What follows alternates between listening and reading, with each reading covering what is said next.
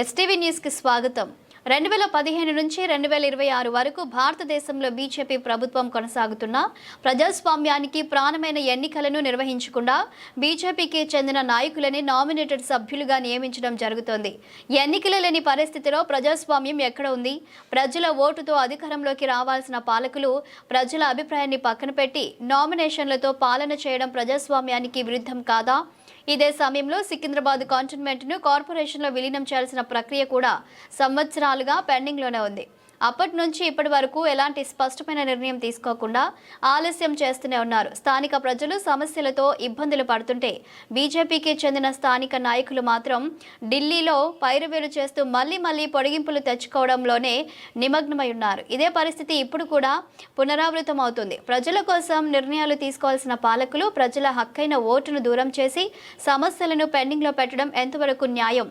ఇదేనా ప్రజాస్వామ్యం? ప్రజల గొంతు వినిపించే ఎన్నికలు ఎప్పుడు ఉంటాయి? సికింద్రాబాద్ కంటోన్మెంట్ ప్రజలకు న్యాయం ఎప్పుడవుతుంది?